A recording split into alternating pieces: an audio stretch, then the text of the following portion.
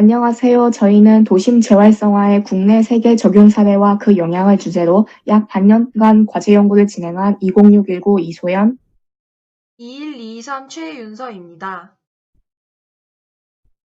2019년 과제연구 진행 중 용산구를 방문하게 되었습니다. 용산구 조사 중 용산 미군기지 성남 이전으로 인해서 원래 자리에 도시재생 사업이 진행되어 집값에 큰 영향을 미치고 있다는 것에 놀라 자료를 찾던 중 청춘조치원 프로젝트라는 사업을 발견하게 되었습니다. 청춘조치원 사업을 계기로 하여 생각을 확장시키고자 조사하던 중 도시재생 사업이 국내뿐만 아니라 세계에서도 끊임없는 관심을 갖고 진행되고 있다는 사실을 알게 되었습니다. 이에 대해 더 자세한 심화 탐구를 진행하고자 도심 재활성화 현상의 국내 세계 적용 사례와 그 영향이라는 주제를 선정하게 되었습니다. 저희가 연구 전 설정한 가설은 도심 재활성화를 진행함으로써 경제적 이익이 창출될 것이다입니다. 당시 코로나19로 인해 계획했던 국내 지역 답사가 취소되었고 최대한 답사를 진행하여 더 자세한 연구를 하기 위해서 노력하였으나 주 연구를 비대면 인터뷰와 문헌 조사를 대체하게 되었습니다. 도시재생과 관련된 지역을 조사하던 중 역사도시의 장점을 살린 충청남도 부여군 지역의 도시재생 결과를 접하게 되었습니다. 이에 큰 흥미가 생겨 옛 백제의 수도라는 부여군과의 공통점을 가진 공주시 도시재생 사례를 조사하기를 계획하였습니다. 대구에서는 북성로에서 활발히 활동 중인 유튜브 채널 홀라월드가 있습니다. 이 단체는 도시탐사대라는 영상을 제작하여 시민들이 자신의 도시에 관심을 가지고 시민들 각자가 나의 도시를 발견하게끔 하였습니다. 이러한 배경으로 도시재생과 문화가 융합된 새로운 형태에 대해 알아보고자 하였습니다. 도시재생의 유형은 크게 세 가지로 나눌 수 있습니다. 첫 번째는 커뮤니티 재생입니다. 이것은 서로 관련된 사람들의 관계를 형성하여 새로운 변화를 발생시키는 과정과 내용을 의미합니다. 두 번째는 공간재생입니다. 이것은 해당 지역의 역사적인 지역이 보유했던 시각 이미지와 기능 패턴을 다시 회복하거나 강화시키는 것을 의미합니다. 여기에는 지역자산 재활용이 필요합니다. 지역자산 재활용이란 새로운 수요에 따라 적합한 공간이나 경관으로 전환하는 것을 말합니다. 마지막으로 경제재생이란 지역민의 삶의 질 향상 같은 깊은 관계가 있는 도시재생입니다.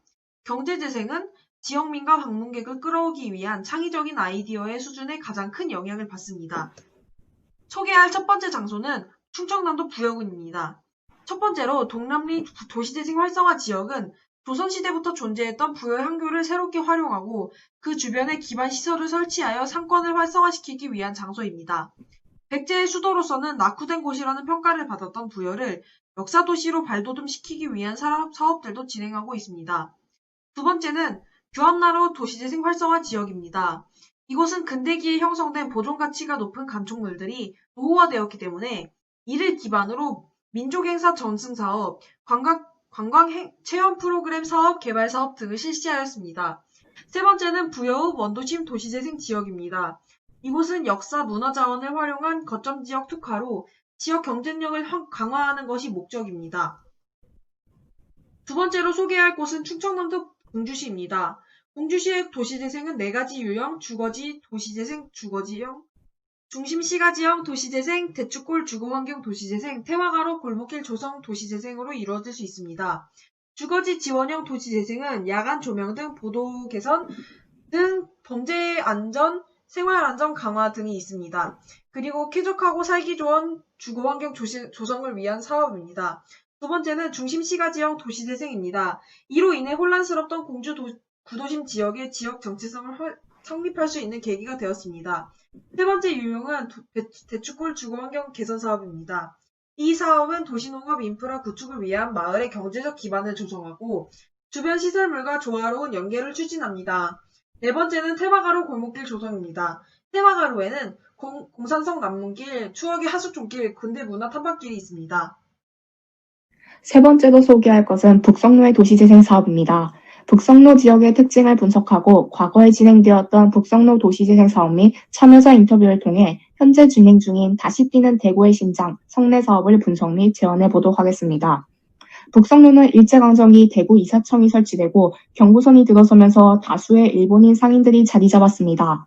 일본인 상권이었던 북성로 일대는 광복 이후 미군 부대에서 나온 해군군을 모으던 수집상들이 달성공원 입구에서 장사를 시작하며 공구골목으로 변화하였고 근처에 산업단지들이 연달아 생기면서 대구 최대의 산업공구 골목으로 발전하였습니다. 한때는 유동인구가 많았지만 외환위기와 업체들의 타지역 이주 등의 이유로 북성로 일대가 쇠퇴하여 쇠락한 상권이 되었습니다. 2010년대에 북성로 재생사업이 몇 가지 진행되었는데요. 2011년 시간과 공간 연구소의 활동가들과 중구청이 일본식 가옥을 개조해 빈티지 카페로 리노베이션하였습니다. 하지만 그중 일부가 주상복합 건물을 짓기 위해 철거되어 현재는 소수의 가게만이 남아있습니다. 2017년에는 북성로 공구골목 일원에서 청년 예술가들과 공구기술자들이 협업하여 공구를 이용한 예술 공연을 하거나 기술 체험을 하는 북성로 축제를 열었습니다. 이를 통해 공구기술의 이미지를 예술적인 것으로 승화시키고 지역 공구 상인들의 매출을 향상시키는 기회를 제공하였습니다. 본 연구팀은 북성로 축제에 대해 더 알아보고자 참여자 훌라월드팀과 이메일 인터뷰를 진행하였습니다. 훌라는 북성로에서 각기 단원 활동을 하다가 여러 프로그램을 통해 합류하게 된 또래 집단으로 도시연구 및 기록, 문화공학 기획, 콘텐츠 제작까지 전방위적인 활동을 하는 단체입니다. 훌라월드와 북성로 축제를 도시재생적 측면에서 분석한 것은 다음과 같습니다. 우선 커뮤니티 재생 측면에서 훌라월드는 주민들이 주도적으로 결성한 단체이며 민간 파트너십, 지역 공구기술자, 청년 예술가들 간의 협업을 통해 지역 커뮤니티의 연결을 추구했습니다. 공간재생 측면에서는 쇠퇴한 골목을 공구를 활용한 공연장이자 기술 체험장으로 활용할 수 있는 프로그램을 운영하였습니다. 마지막으로 경제재생 측면에서는 대구시의 지원을 통한 프로그램, 다양한 홍보 플랫폼 사용으로 관광객 증가, 지역 획득화형 이벤트로 지역 상권 활성화를 유도했습니다. 이전에 북성로 도시재생 프로젝트가 북성로 공구골목 재생에 중심을 두었다면 현재 진행 중인 사업은 북성로를 넘어 중구 일대에서 경상 감영을 필두로 역사자산 및 노후화된 건축자산의 보수, 도시적 고유경관 구축에 중점을 두고 있습니다. 대구시에서는 다음에 세 가지의 과제를 두고 있는데요. 저희는 각 과제를 훌라월드와의 인터뷰 및 해외 도시재생 사례를 참고해서 분석 및 재원해보았습니다. 우선 첫 번째, 근대 건축물 재생에 관해서는 이전에 일본식 건축물을 리노베이션한 가게를 부동산 개발을 이유로 철거한 점으로 미루어 보아 도시재생 참여자들에게 이번 사업은 지난번과 달리 재개발이 아닌 도시재생에 중점을 두었다는 것을 확신시켜야 할 것입니다. 또한 가로경관을 보수하여 건축자생들과 있는다는 아이디어는 미국 워싱턴주의 포트 사운드샌드의 사례를 참고하여 미루어 본 결과 거리 곳곳에 있는 근대적 건축물 관광을 용이하게 할 것으로 보입니다. 두 번째, 경상 감영의 중심성을 회복하겠다는 개성 방향에는 정확히 무엇의 중심지로 바라보아야 하는가가 필요해 보입니다. 또한 여러 관광 블로거들이 경상 감영을 단독으로 여행하기보다는 대구 경북 관광 스탬프 트레일이라는 스탬프 투어의 일부분으로서 관광하는 점으로 보아 경상 감영을 북성로 일대 투어의 출발 지역으로 잡고 지역의 근대적 건축물들을 아우를 수 있는 관광 이벤트가 필요합니다. 세 번째, 중임 커뮤니티 단절 해결을 세대 간 단절의 측면에서 바라본 점은 북성로 공구골목의 사례를 보아 효과가 있을 것으로 보이나 대구시에서는 전 계층이 참여할 수 있는 활동을 고려해 보아야 할 것입니다. 첫 번째 해외 사례는 커뮤니티 재생이 이루어진 런던의 레리머 스퀘어 역사지구입니다. 이 지구의 도시 재생을 이끈 리더는 역사적 아름다움을 갖고 있는 곳들을 보존하여 특별한 장소를 만들면 많은 사람이 찾아올 것이라고 생각하였습니다. 리더는 다른 역사지구 경영 사례를 분석하여 운영에서 신속한 의사결정과 일관된 관리가 중요하다고 판단하고 일정 지역을 하나의 브랜드 네임으로 통합하여 매니지먼트를 통해 잘 관리하고 홍보하고 있습니다. 이렇게 리더는 비즈니스와 관광 모두 두 마리 토끼를 잡았습니다. 또한 이곳에는 시내 어느 곳에서도 찾아볼 수 없는 근대 건축물들이 만들어내는 역사적인 경관이 만들어져 있습니다. 두 번째 해외 사례는 스위스에 위치한 취리 서부 도시재생 지역입니다. 이곳은 산업지역이었던 과거의 시간을 모조리 허물지 않고 새로운 시간을 덧입히는 방식으로 일궈낸 성공적인 도시재생을 이룬 곳입니다. 오늘날 요리, 예술, 디자인 등의 예술 중심 지역으로 변모하여 성장하고 있고요. 근대적인 시설들과 현대 시설들이 융합되면서 대도시의 분위기를 자아내고 있습니다. 세 번째 해외 사례는 지역 문화유산으로 경제 활성화를 이룬 런던 캠튼타운입니다. 캠튼타운은 도시 전체 구역이 4분의 1이 불법 거주 지역이었습니다. 2010년 더 많은 인구 감소와 불법 거주 지역 확대를 막기 위해서 도시재생 계획이 수립되었습니다. 첫 번째 전략은 지역사회 안전조치를 통해 범죄 지역으로 인식된 캠튼타운이 안전한 곳으로 느낄 수 있도록 개선하는 것. 두 번째 전략은 유명한 이 지역의 야간 경제활동이 유지되도록 지속적인 관리를 하는 것.